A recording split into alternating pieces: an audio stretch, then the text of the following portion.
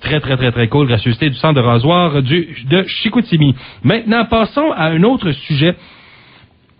Ce matin, j'ai trouvé ça intéressant d'une certaine manière parce que j'écoutais Martin Thomas, j'écoutais Valérie, nos collègues, puis on parlait de santé mentale, parlait de troubles d'anxiété et tout ça. Les troubles paniques aussi. Troubles de panique, ouais. Et ils ont fait eux-mêmes l'expérience de ça dans leur vie, d'avoir affronté ça. Puis en général, je pense qu'ils sont bien sortis du moment où... Moi-même, je l'ai déjà raconté, je suis moi-même un type anxieux. Je pense que des fois, ça va de soi, là, mais évidemment, bon, avec une médication adéquate, pas anxieux là, au plan, par exemple, ça va nuire carrément à mon rendement. Mais quand c'est bien traité, puis quand on apprend de par des psychothérapeutes ou des psychologues qui nous montrent des façons de s'outiller quand arrive ce genre de trouble-là, on s'en sort. Là. Tu sais, ce matin, quand j'écoutais les gens de la gang du matin, quelque part, il y a quelqu'un qui a dit « C'est normal d'envie d'avoir de l'anxiété, hein? Ouais. C'est normal d'avoir peur d'un fois. » C'est quand ça devient maladif qu'il y a un problème. Dans l'article d'hier du Journal de Québec, ça disait qu'environ 3 millions de Canadiens, donc environ presque 12% de la population, qui sont adultes, ont déclaré être atteints d'un trouble anxieux ou de l'humeur. Et ça avec des chiffres de 2013. Et plus du quart de ces personnes ont indiqué que ce trouble avait été beaucoup ou énormément nuit à leur qualité de vie. Effectivement, il y en a pour qui c'est très, très, très envahissant et très prenant. Et tu nous as trouvé quelqu'un qui... D'un côté, l'a vécu et sévèrement à part de ça, et de l'autre côté, par contre, aujourd'hui, s'est servi de son expérience pour aller de l'avant. Elle s'appelle Julie Tancé, et elle, à l'époque, avait certains problèmes avec les foules, et aujourd'hui, capable d'aller bien au-delà de ça. Les fameux exposés oraux, on pourra en parler. Et aujourd'hui, elle donne des conférences devant ces gens-là. C'est très cool. Julie est au bout du fil. Salut, Julie! Bonjour! Ça va bien? Ben oui, ça va bien, vous? Ça va très bien. Écoute, l'agoraphobie, c'est grosso modo la peur des foules, et toi, tu as souffert sévèrement de ça. Laisse-moi te dire une chose, t'es pas tout seul, il y en a beaucoup qui ont ça. Ben, en fait, je vous corrige un petit peu là-dessus, c'est un petit peu plus que la peur des foules. Ah oui? Oui, en fait, l'agoraphobie, c'est un petit peu la peur d'avoir peur. Si je peux expliquer rapidement, c'est que moi, je sortais plus de la maison. C'est surtout les gens à un niveau sévère, c'est des gens qui sortent plus de leur maison, qui sont plus capables d'affronter l'extérieur parce qu'ils ont peur qu'il y ait un danger qui arrive puis qu'ils puissent plus sortir ou fuir le danger. Ça fait qu'au-delà, parce que, oui, c'est vrai que... La phobie sociale, la peur des foules, c'est plus une phobie sociale, mais l'agoraphobie, c'est beaucoup plus. Ouais. Et le pire là-dedans, c'est que ça te prend à un âge où on est en pleine émancipation, où on est en pleine adolescence. Autrement dit, à 14-15 ans, tu t'aperçois que tu as peur de tout. Exactement. Ça s'est fait quand même assez vite. J'ai commencé, ça se développe avec des symptômes, hein, des maux de cœur, des maux de tête. Puis à un moment donné, je file pas, j'irai pas à l'école à matin. Puis à un moment donné, ça fait 3 jours que je vais pas à l'école. Puis à un moment donné, en dedans de 2 mois, je vais plus à l'école du tout. Wow, ça fait que là, t'es en pleine adolescence, t'es supposé d'être dans les plus belles années de ta vie, puis au contraire de ça, t'es pogné chevaux parce que t'as peur de tout le monde, t'as peur de tout. Ça affecte ton réseau social, ça affecte probablement ta santé. C'est un peu tape à l'œil comme question, là, mais le plus bas que tu t'es rendu, c'est quoi? Le plus bas, c'est ça. C'est de pas sortir du lit, à chaque fois que je sortais de ma chambre, ma mère devait appeler l'ambulance parce que je pensais que j'allais mourir puis je respirais plus. Shit. Aïe, aïe. Dites-moi, Julie, à partir de quand on se doit de sonner l'alerte et de dire, dans votre cas précisément, là, je dois être médicamenté ou je dois avoir des soins médicaux et aussi voir peut-être un psychothérapeute. Quand est-ce qu'on doit sonner l'alerte? Parce que moi, quand j'étais plus jeune, on me disait souvent, ça se contrôle tes nerfs. Puis alors, on n'était pas documenté comme aujourd'hui par rapport dans certains cas des antidépresseurs. Où est venu le déclic dans ce cas-ci? Ben en fait, dans mon cas, à moi, c'était très physique. Hein. Donc, quand je parlais tantôt de l'ambulance, c'est sûr que c'est au niveau des médecins qui ont sonné l'alarme puis qui ont décidé de m'hospitaliser. Puis ça a commencé là, tous les traitements puis tout ça. Mais ce que je dirais aux gens, c'est peut-être de pas attendre là pour essayer de faire quelque chose plus vite, plus rapidement. Parce que juste d'en parler. Mais toi, est-ce que tu savais, parce qu'il y a souvent au niveau de la maladie mentale, ce genre de choses-là, il y a des gens qui sont dans un principe de négation. Est-ce que tu savais que tu étais malade ou tu le niais? Ben, c'est même pas une question de nier ou de pas savoir. J'avais 14 ans, puis je veux dire, ça fait 25 ans que j'ai eu 14 ans. À ce moment-là, on n'en parlait pas. J'avais aucune idée qu'est-ce que c'était, puis je peux pas, c'est pas que je le niais, je savais pas qu'est-ce qui m'arrivait, je pensais vraiment que j'allais mourir puis que j'avais quelque chose de grave. Sauf que la personne est vraiment convaincue, c'est difficile de penser autre chose. Sauf que, est-ce que tu prenais ça sur tes épaules en disant, je suis la seule et unique responsable de tout ça? À ce moment-là, non. À ce moment-là, non. Je savais juste pas qu'est-ce qui m'arrivait, mais j'avais aucune idée des raisons. Je voulais juste qu'on me soigne. Comment qu'on fait pour changer? Dans ton cas, où est venu un peu le bout de soleil après un nuage, si on veut? Ben moi, ça a été, tu sais, ça passe. C'est rare qu'une personne vit que tout est beau puis que son entourage tout va bien. Quand on souffre d'une problématique comme ça, souvent il y a quelque chose qui vient avec ça. Moi, j'avais une enfance, une famille assez dysfonctionnelle. Il se passait des choses à la maison, puis c'est comme un peu ma façon de dire je suis plus capable, faut que je sorte d'ici. Vous êtes justement de cette fameuse campagne d'Alliance canadienne de la maladie mentale, la campagne Visage. Ça a commencé à 14 ans, vous nous le dites. Maintenant, qu'est-ce qui a fait en sorte que maintenant, vous le faites, mais devant des groupes, sans que ce soit thérapeutique, vous témoignez de votre expérience, et vous êtes même, je voyais, d'un comité consultatif de santé mentale de Longueuil. Qu'est-ce qui vous a amené maintenant à être dans le thérapeutique ou d'être dans l'aide aux personnes qui vivent ce genre de problématiques? Ben, c'est parce qu'il y a beaucoup, aujourd'hui, il y a de plus en plus, on en parle de plus en plus de santé mentale, puis il y a beaucoup, de plus en plus de personnes qui en souffrent. Puis, moi, ce que j'essaie de dire, c'est que dans le fond, on attend. On parle beaucoup de médicaments, on parle beaucoup de médecins puis tout ça, puis c'est correct, puis il faut, mais il y a plein d'autres choses dans l'entourage qui peuvent aider aussi. Puis juste le fait d'en parler, parce que ce qui est le plus difficile dans ça, c'est pas de gérer les symptômes, parce que gérer les symptômes, on prend un médicament pour ça. Ce qui est difficile, c'est le jugement des autres, c'est le regard des autres. Fait que tant que les autres seront pas informés, puis tant que les autres vont pas accepter ou arrêter de juger ou de stigmatiser, mais c'est ça qui est difficile. Tantôt, c'est ça qui fait que les gens s'en sortent pas, dans le fond, c'est le regard des autres, c'est pas nécessairement la maladie elle-même. OK, c'est intéressant. Ça fait que tant que votre opinion, puis c'est une opinion qui se défend. Oui, c'est mon opinion. Non, mais ce que je veux dire par là, c'est intéressant, c'est que tant et aussi, c'est un angle, tant et aussi longtemps que la population en général sera pas sensibilisée à la maladie mentale, ça va être dur de travailler certains dossiers parce que les gens nous dévisagent, les gens nous jugent, alors que s'ils étaient mieux informés, on sentirait moins la lourdeur de leur jugement. Totalement. Ah, c'est intéressant. Totalement, parce que c'est vraiment ça qui est difficile. Parce que le reste, ça se traite. Aussitôt que tu as de l'aide médicale, aussitôt que tu as une aide, ça se traite, je vais dire, plus ou moins facilement selon le degré ou la maladie.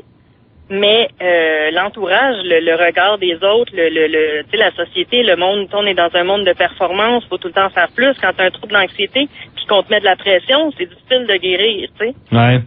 Fait que c'est un petit peu, moi, pour moi, c'est comme une maladie sociale en même temps qu'une maladie personnelle. C'est un petit peu des deux, tu sais. Ah, c'est intéressant. Vous avez dit tantôt, vous aviez eu ça dans votre jeune âge, en tout cas dans votre adolescence, 14 ans dans ce coin-là, que ça fait un quart de siècle, donc 25 ans que ces épisodes-là sont arrivés, mais est-ce qu'on est toujours, dans votre cas, du moins de ce que vous maîtrisez, de ce que vous savez, êtes-vous encore à risque? Totalement. Ah ouais? Ben oui. On perd jamais ça complètement. C'est juste qu'on apprend à le contrôler. Puis, y a-tu des fois où pas la tentation, mais y a-tu, mettons, un cas dans peut-être des dernières années où vous avez passé proche d'en faire des crises? Ben, en fait, ça va être cliché un peu. Mais tu sais, on dit il faut bien manger, il faut bien dormir, tout ça, mais c'est sûr que quand je suis plus fatiguée puis que je mange pas bien, ben il y a plus de chances que je fasse des crises de panique. Donc vous en refaites à l'occasion. Tout ça pas comme avant. Pas comme avant, c'est sûr que j'ai des stress, c'est sûr que je vais trembler puis tout ça, c'est sûr que les symptômes sont beaucoup moins forts. Par contre, parce que je sais c'est quoi, j'ai pas peur. Vos conférences, vous les faites avec qui principalement? Des jeunes, des personnes qui ont peur des foules ou qui ont des peurs quelconques qui sont irrationnelles? Vous les faites auprès de qui, vos conférences?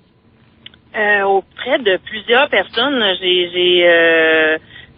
Ça peut être dans les écoles primaires, les écoles secondaires. C'est plus au niveau, dans ce cas-là, ça va être plus de comment gérer ses émotions. C'est que ce soit la colère, le stress, tout ça. Ça va être plus des activités comme des ateliers avec les jeunes, avec des exercices, tout ça, sur comment ils gèrent leurs émotions, puis comment mieux les gérer, comment demander de l'aide, tout ça. Sinon, j'ai commencé à le faire dans des organismes. En ce moment, je fais le tour des centres de femmes en ce moment parce que il y a de plus en plus d'attentes dans les hôpitaux en santé mentale, puis ça fait que cette clientèle-là est référée dans les organismes, puis les organismes sont pas tout outillés, puis ils connaissent pas tout ça, puis ça fait peur. Ouais. Moi, j'essaie juste de dire que finalement, ça fait peur, mais c'est pas si épeurant que ça quand on comprend. Dans le choix des comment intervenir. Julie, dans le choix des mots, parce que vous, dans votre cas, on parle d'agoraphobie, mais en même temps, c'est une peur de tout, comme vous l'avez dit un peu, là. On a peur de sortir dehors, on a peur de sortir de la maison, on a peur de sortir de notre chambre, ce qui fait qu'effectivement, à un moment donné, on vient qu'on a peur de tout et de tout le monde. Tu sais, le terme maladie mentale, on dirait que ça vient avec un coup de masse dans le front, mais acceptez-vous ce terme-là ou vous préférez parler de problèmes mentaux ou de troubles mentaux? Quel est le mot que vous préférez? C'est une bonne question. Moi, personnellement, le mot ne m'importe peu. Ouais. Le mot ne m'importe pas parce que moi, c'est comment je vois que ça s'appelle maladie, que ça s'appelle trouble, que ça s'appelle n'importe quoi. Pour moi, ça n'a pas de connotation, mais je sais que pour plusieurs, c'est très difficile de parler de maladie. Et on parle plutôt de troubles de santé mentale. Et évidemment, quand vous racontez votre histoire, vous devenez automatiquement, puis je pense que quand vous le racontez, vous êtes pas dupe, vous savez que ça peut arriver. Il y a des gens qui se confient à vous parce que soit qu'ils ont ressenti la même chose, vécu des choses similaires ou qui s'y rapprochent tranquillement pas vite. Comment qu'on se sent quand il y a des gens qui viennent raconter leur propre douleur et que vous avez passé par là aussi? Est-ce que c'est dur de réentendre la douleur des autres? Non. Oui puis non, tu sais, je veux pas dire non, c'est pas facile. Tu sais, c'est dur de dire oui, c'est facile, j'aime ça. Mais non, ce que ça me fait à moi, mais ça comment je pourrais dire ça?